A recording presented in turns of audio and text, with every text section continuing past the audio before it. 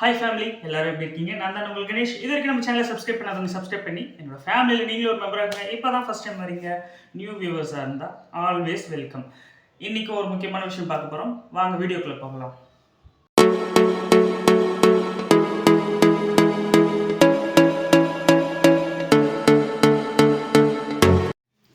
Already நான் சொன்ன மாதிரி தான், என்னடா இவன் டெய்லி முக்கியமான நியூஸ். ஆமாங்க, இதுவும் அந்த 6000 ரூபாய் சொன்னாங்க இல்லையா, இந்த மிக்ஜாம் புயலால் பாதிக்கப்பட்ட 4 மாவட்டங்களுக்கு 6000 ரூபாய் நிவாரணத் தொகை அப்படின்ட்டு. அதை பற்றி இன்னும் கொஞ்சம் அப்டேட்டடான விஷயம். அதாவது ரேஷன் கார்டு உள்ளவங்களுக்கு மட்டும்தான் அதாவது முன்னாடி அப்படிதாங்க. என்னன்னா ரேஷன் கார்டு உள்ளவங்களுக்கு மட்டும்தான் இந்த மாதிரி நிவாரணத் தொகையெல்லாம் கிடைக்கும் அந்த நியாய விலை கடைகள் மூலமா. ஆனால் இப்போ அப்படி கிடையாது. இப்போ ஒரு அனௌன்ஸ்மெண்ட் என்ன கொடுத்துருக்காங்க அப்படின்னா, ரேஷன் கார்டு சில பேருக்கு ஊரில் இருக்கும். ஆனால் இப்போ என்ன சொல்ல வராங்க அப்படின்னா, என்னதான் சென்னையில் நிறைய மக்கள் இருந்தாலும், சென்னையில் என்ன சொல்றது, 1 கோடி பேருக்கு மேலே இருக்காங்க அப்படின்னு சொன்னவங்க நம்ப முடியுமா? அந்த மாதிரிலாம் இருக்கு.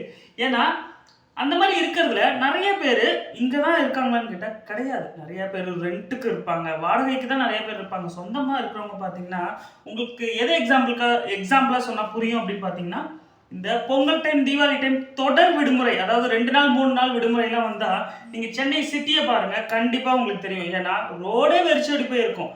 என்னதான் நார்மலாக இருந்தாலும் ரோடே வெறிச்சோடி போய் ஒரு டிராஃபிக் இருக்காது, ஒரு காக்கா கூட இல்லாத அளவுக்கு இருக்கும். அந்த டைமில் பார்த்தீங்கன்னா சென்னை பீப்புள்ஸ் சென்னையில் மட்டும்தான் இருப்பாங்க. ரேராக யாராவது அவங்க சொந்த ஊருக்கு போகிறேன், ரிலேஷனை பார்க்க போகிறேன்னு போயிருப்பாங்க. ஸோ அதுதான் சென்னையோட குவான்டிட்டி, மக்கள் குவான்டிட்டி. மற்றபடி பார்த்தீங்கன்னா எல்லாருமே வெளியூர்லேருந்து இங்கே தங்கி தான் வேலை பார்க்குறாங்க, அவங்கவுங்க பிஸ்னஸ் அப்படி இப்படின்ட்டு.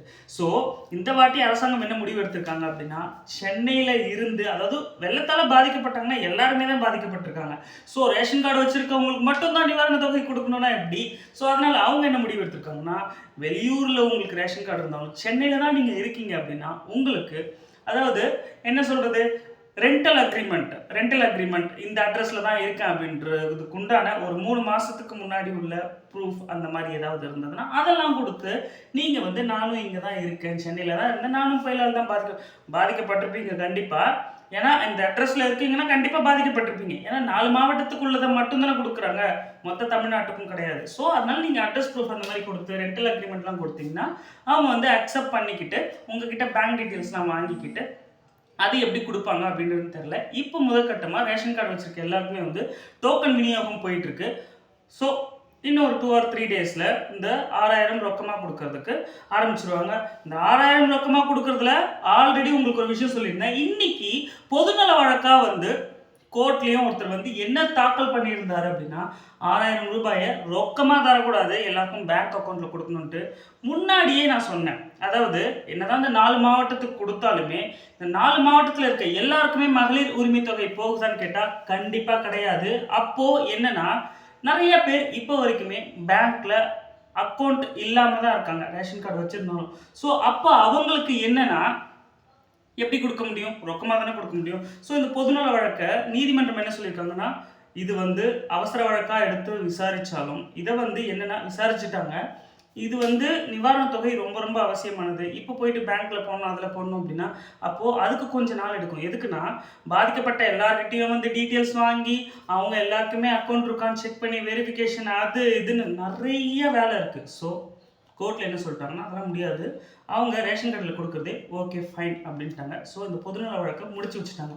ஒரு சூப்பரான விஷயம் தானே. ஏன்னா மகளிர் உரிமை தொகை போகிற எல்லாருமே இந்த மாவட்டத்தில் வெள்ளத்தால் பாதிக்கப்பட்ட மக்கள் இருக்கிறவங்களுக்கு அதாவது இந்த வெள்ளத்தில் பாதிக்கப்பட்டிருந்தாங்கன்னா அவங்களுக்கு கண்டிப்பாக போகும்.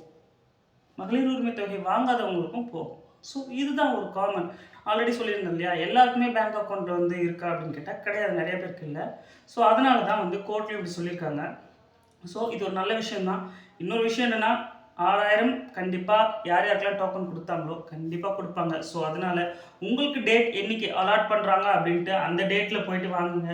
அவசரப்பட்டு இன்றைக்கி போனால் எனக்கு வேலை முடிஞ்சிடும் அப்படின்ட்டு கூட்டத்து நெரிசலில் யாரும் யாருக்கும் சிரமத்தை கொடுக்க வேணாம், யாருக்கும் கஷ்டம் கொடுக்காம இன்னைக்கு, அதாவது ஒரு நாளைக்கு 200 பேருக்கு தான் தருவேன்னு சொல்லியிருக்காங்க அந்தந்த ரேஷன் கடையில். ஸோ அதுக்கேற்ற மாதிரி நீங்கள் பிளான் பண்ணிக்கோங்க. அதை விட்டுட்டு ஒரு நாள் பிஃபோராக போனால் கொடுத்துருவாங்க அப்படின்ட்டு தேவையில்லாமல் கூட்டத்தில் அலைய வேண்டாம். அதே மாதிரி கூட்டத்தில் முண்டி அடிச்சுக்கிட்டு அந்த மாதிரி சொன்னேன் இல்லையா, முன்னாடி சொன்ன மாதிரி அடுத்தவங்களுக்கு கஷ்டத்தை கொடுக்க வேண்டாம்.